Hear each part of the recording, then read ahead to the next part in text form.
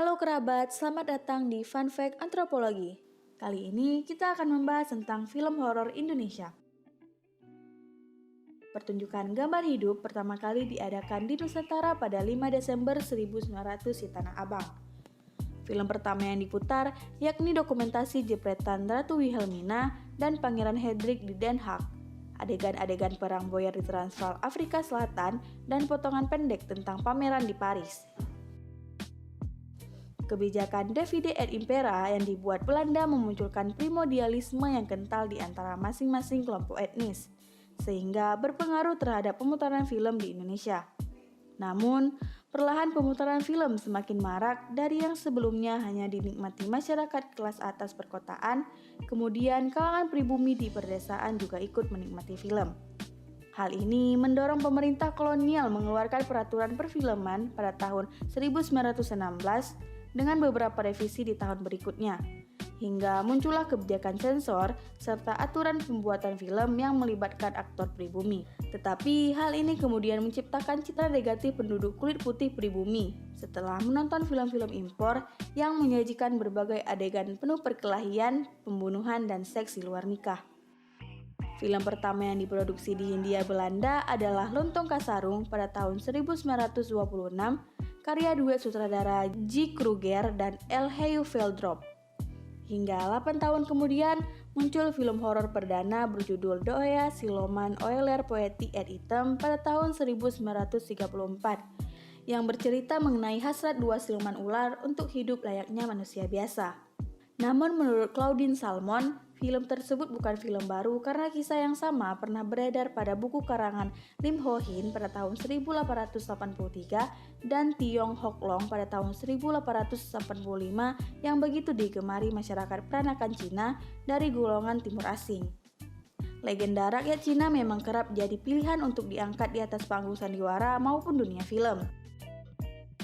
Banyak perkumpulan sandiwara yang dimotori orang-orang keturunan Cina pada awal abad ke-20.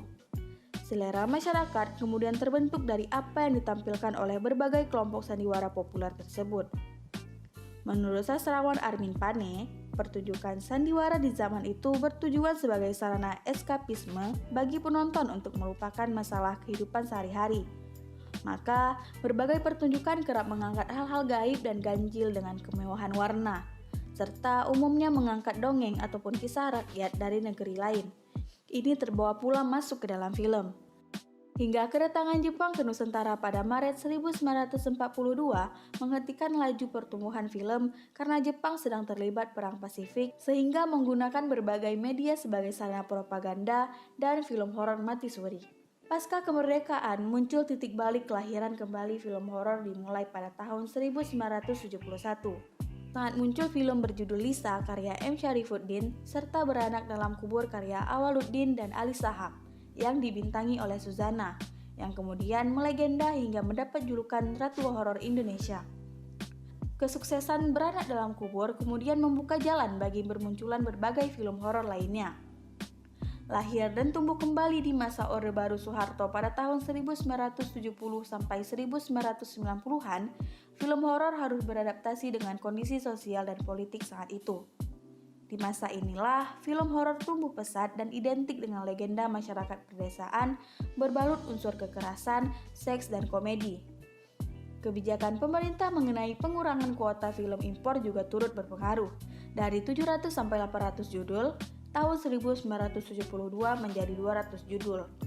Namun, pada tahun 1985 muncul Kode Etik Produksi Film Indonesia yang mewajibkan produksi film nasional untuk senantiasa menjaga moral bangsa.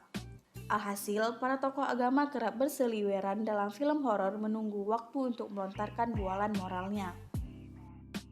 Pada 1990-an, dunia film mengalami kemunduran setelah kemunculan sejumlah stasiun televisi swasta nasional seperti RCTI, SCTV, Antv, TPI, dan Indosiar, karena masyarakat mulai menemukan hiburan baru di layar kaca, dan pekerja film pun seakan berlomba masuk ke industri televisi.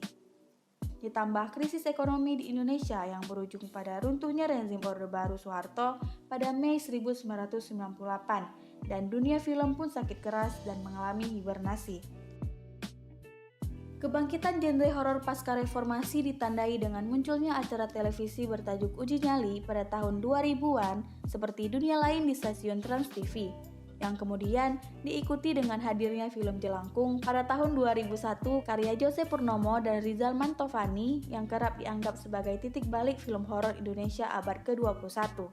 Tren uji nyali ini terus berlangsung dan memunculkan film-film jenis seperti Hantu pada tahun 2007 karya Adrianto Sinaga, juga Pulau Hantu karya Jose Purnomo pada tahun 2007 dan Air Terjun Pengantin pada tahun 2009 karya Rizal Mantovani. Tak lupa menambahkan bumbu seks dan komedi di film horor juga kembali digunakan.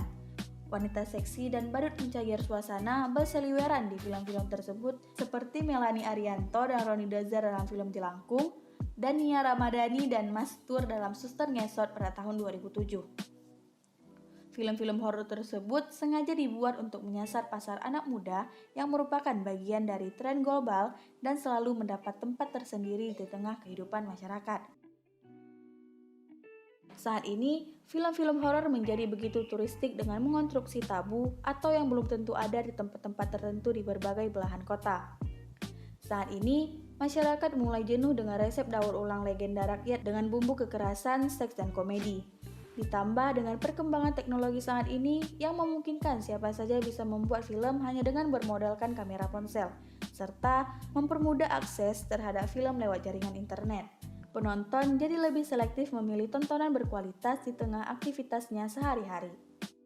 Sekian fun fact tentang film horor Indonesia, semoga dapat menjadi ilmu serta wawasan baru bagi para penonton.